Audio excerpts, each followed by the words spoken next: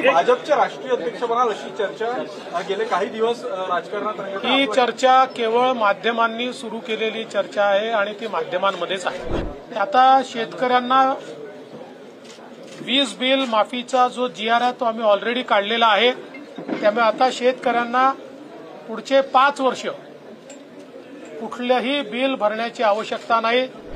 नागपूर जिल्हा नियोजनाचा जो आराखडा आहे हा 1200 कोटीपेक्षा जास्त आता आम्ही नेलेला आहे आणि एक मोठी वाढ नागपूर जिल्ह्याच्या नियोजनाच्या आराखड्यामध्ये मोठा निधी देऊन आपण त्या ठिकाणी केली आहे। याच्या व्यतिरिक्त जवळपास 5000 कोटी रुपये विविध कामांवर या जिल्ह्यामध्ये महाराष्ट्र सरकारच्या वतीनं आम्ही दिलेले आहेत आणि जिल्ह्याचा सर्वांगीण विकास व्हावा।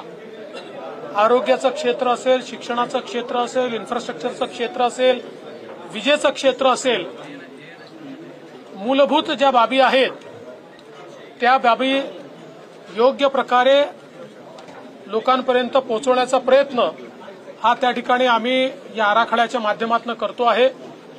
लोकप्रतिनिधींनी देखील काही चांगल्या सूचना या ठिकाणी मांडल्या। त्या सूचनांच्या संदर्भात मी स्वतः निर्देश दिले आहेत आणि विशेषतः आज जे गावं आपल्या संरक्षित वनाच्या आसपास आहेत त्या ठिकाणी शेतकऱ्यांचं जे नुकसान होत आहे आणि म्हणून तिथे सोलर फेन्सिंग ही जी योजना आहे ही अधिक प्रभावीपणे राबवण्याकरता जिल्हा नियोजनातून देखील त्याला कशी मदत करता येईल अशा प्रकारचा प्रयत्न आम्ही या निमित्ताने करतोय।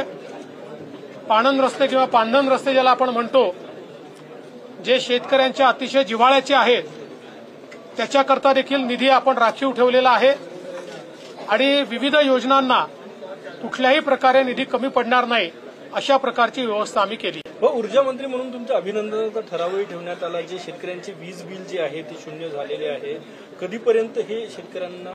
आता शेतकऱ्यांना वीज बिल माफीचा जो GR आहे तो आम्ही ऑलरेडी काढलेला आहे। त्यामुळे आता शेतकऱ्यांना पुढचे 5 वर्ष कुठल्याही बिल भरण्याची आवश्यकता नाही। 5 वर्षानंतर पुन्हा आमचं सरकार येईल त्यावेळेस पुन्हा आम्ही माफ करू। पावसामुळे शहराची अवस्था वाईट होऊन जाते, तुंबून जातं सगळं, त्याच्यातून कसा मार्ग काढायचा? मुळामध्ये आपल्याला कल्पना आहे की शहरामध्ये खूप मोठ्या प्रमाणात विकास कामं चाललेली आहेत आणि ही विकास कामं चाललेली असल्यामुळे ठिकठिकाणी खोदलेलं आहे, काही ठिकाणी डायव्हर्शन्स केलेले आहेत। निश्चितपणे याचा त्रास नागरिकांना होतोय याची आम्हाला कल्पना आहे। ही कामं वेगाने कशी पूर्ण होतील, शेवटी आपण जेव्हा एखादं काम हातामध्ये घेतो त्यावेळेस काही त्रास आपल्याला सहन करावाच लागतो। आपण अगदी आपल्या घराच्या पेंटिंगचं काम हातात घेतलं तरी देखील आपल्याला त्रास सहन करावा लागतो। त्यामुळे ही सगळी कामं चालली आहेत पण ती वेगाने कशी होतील असा आमचा प्रयत्न आणि त्या दरम्यान आम्ही आयुक्तांना देखील सांगितलेलं आहे की आता आपण वैकल्पिक रस्ते जिथे तयार केले आहेत ते रस्ते काही ठिकाणी पावसामुळे खचले आहेत, काही ठिकाणी त्याच्यावर खड्डे आहेत, तर तेही तात्काळ बुजवले पाहिजेत आणि वैकल्पिक रस्ते देखील चांगले असले पाहिजेत अशा प्रकारचे निर्देश देण्यात आले। तुम्ही भाजपचे राष्ट्रीय अध्यक्ष बनाल अशी चर्चा गेले काही दिवस राजकारणात रंगत आहे। ही चर्चा केवळ माध्यमांनी सुरू केलेली चर्चा आहे आणि ती माध्यम